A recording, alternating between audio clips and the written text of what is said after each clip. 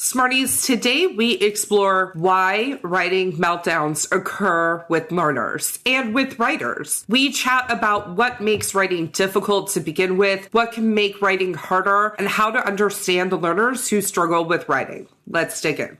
You want to learn faster, but sometimes working harder is just not the answer. You have to learn smarter. The Educational Therapy Podcast.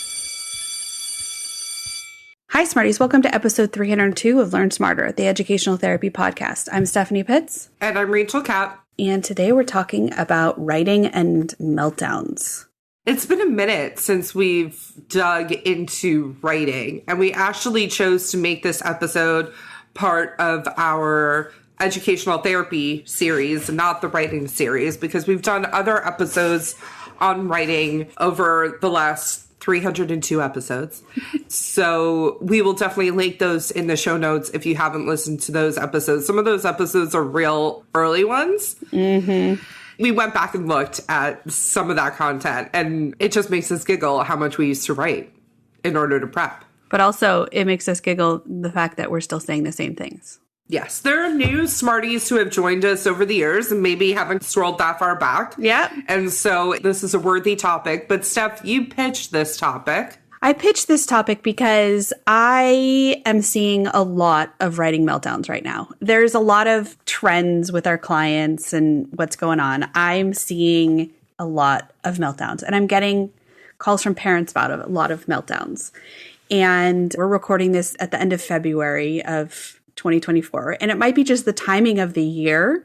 The teachers have been putting these skills together as the year has progressed. And now it's time to really bring it all in and do those essays and do those things that they've been practicing. And I'm just seeing how hard it is for all ages. And we're talking elementary all the way up. Yeah.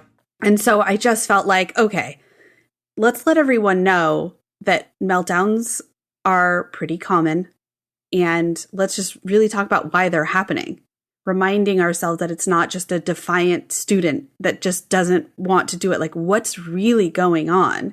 And so I thought revisiting this and just talking about it was important.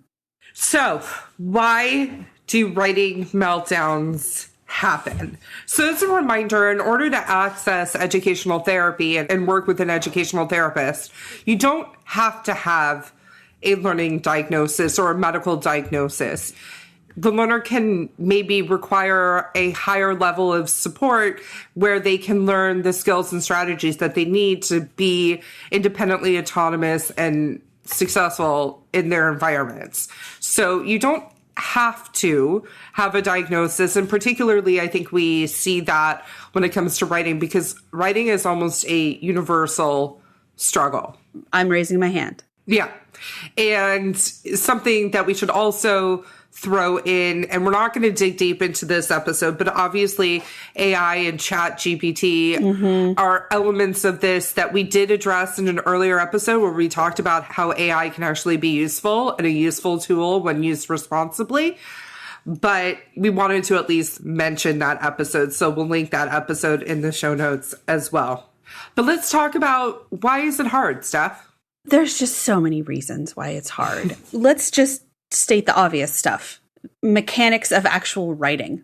Yeah, there's rules of language, right? Right, there's rules of language. And whether or not they're physically writing or typing, right? If they're typing and let's say they're peckers and they're using two fingers, that is a roadblock. If they struggle with forming letters and they're slow actual handwriter, that is a roadblock as well.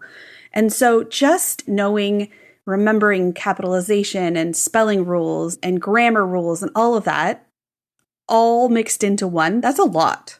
Yeah. So now we're using the analogy of the gas tank. That's using a good chunk of your gas right there, just doing those things. We haven't even attempted to figure out what we're writing about. And you're creating something from nothing. And that is always going to be difficult. And that blank page anxiety of, if you're looking at a blank piece of paper in front of you, or if you're looking at a Google Doc, we do everything in Google. Then you're seeing that little blinky line where you're supposed to start writing and there's no content on the page. And it's up to you to invent that. And that can be very overwhelming for everybody. It can be. This is why we talk about writing as this like universal struggle. Yeah. And this is also why we use graphic organizers, we create templates, scaffold, sentence starters. Exactly. Like, for instance, this podcast, we don't start every episode with a blank page. We have a template. Yep. Because if we started every episode with a blank page, that would give me anxiety. It did give us anxiety until we were like, okay, we need to know what's going on the page every single time. Exactly. It makes things routine.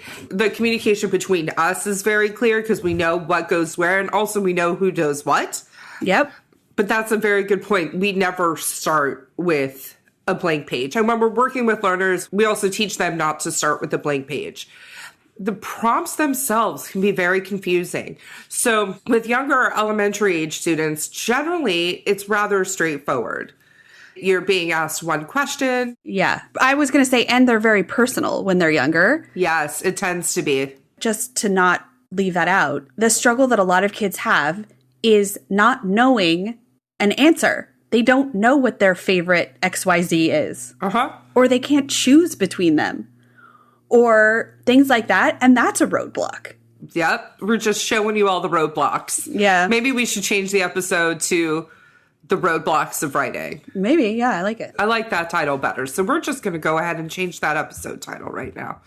Another roadblock is the prompts themselves. So oftentimes younger learners, and this is why you'll see younger learners who really didn't struggle with this in elementary school. Some learners, yes, are absolutely going to struggle with the personal nature of questions. But when you're checking for reading comprehension, for example, you're usually being asked one thing. It's very clear. Sometimes it's a W. It's a who, what, when, where. And it's easy for some learners to go back and find that information. What happens as demands increase, content gets more dense, and expectations of what to write about become more complex and complicated, the learner will then start to struggle. And that's when you'll see like they're confused by the prompts because there isn't even a question. Yeah. In the prompts. It's just a bunch of language. That's when those challenges can start to really emerge for kids who were otherwise successful in elementary school, but who are now struggling in middle and high school. Yeah. And the prompts go from, 1 to 3 sentence answers in late elementary school to entire paragraphs, entire essays. It's gaining. It's just getting longer and longer on what you need to answer and how you need to answer. I had a college student who I'm working with recently say to me that his plan for an essay was basically a 5-paragraph essay. Oh. And this is a learner who needs very explicit instruction. And I said, you're in college now. That's something that we're going to leave behind in high school. Yep. It's actually not even about that 5-paragraph structure. It's about just answering the prompt. And you're going to have to do that in more than 5 paragraphs. They're like, okay. Mm-hmm. But this is why support from an experienced educational therapist can be really meaningful because it's such a simple idea, this 5-paragraph essay, which, by the way, when you're learning how to do it, is not simple. It's really hard. Mm-hmm. But if a learner had never had that explicitly explained to them, and they're a very routine learner, meaning they just do what they were taught the previous time, don't necessarily know that they have to go beyond that, it's really meaningful to have that relationship with a trusted ed therapist. Okay, Steph, what else? The other thing that we need to talk about is the executive functioning of it. It's the last thing to develop. You have to be able to read the prompt, read the story, make sense of it, come up with an answer, and then physically write it or type it. And form your thoughts. Show your thinking on the page. Yeah. And the sequential ordering of what you're going to say and how you're going to say it. All of those things are executive functioning, right? Yeah. Because there are so many steps. Where do you start? How do you start? What's the most important thing to get out? What is your idea to answer the prompt? Right? And we have a lot of feelings. We've talked about this before, but I personally have a lot of feelings about Some teachers want the kids to start with a thesis, and I have a lot of feelings about not wanting to start with a thesis because I think that they don't know what to think yet. And so they need to get to it. Mm-hmm. And so I think that when you're talking about writing and all the steps and all the things that need to go into it, no wonder it's really hard and we have meltdowns about it. And for somebody like me, when I'm doing something new, I like to see a finished product to get a sense of where I need to go. That makes it so much easier for me, honestly. And it's that something out of nothing sometimes that I need some structure. And when I've got something brand new to do, that feels a little overwhelming.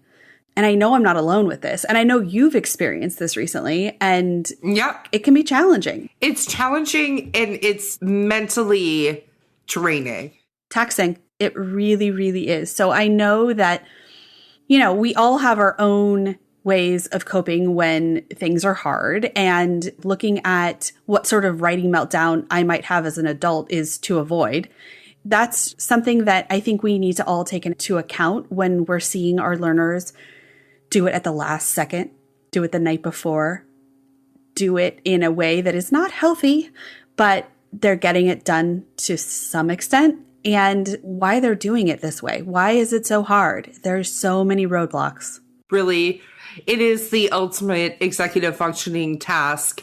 And executive functioning is the last part of the brain to develop. It doesn't fully develop for most people until they're 25. Think about all the life that you have lived up until that point and all that you've been asked to accomplish up until that point.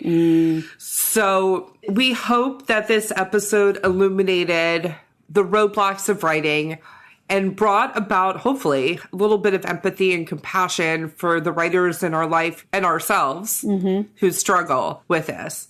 We hope to normalize some things here on the podcast. And so that's this episode. Have a great week, Smarties. Have a great week.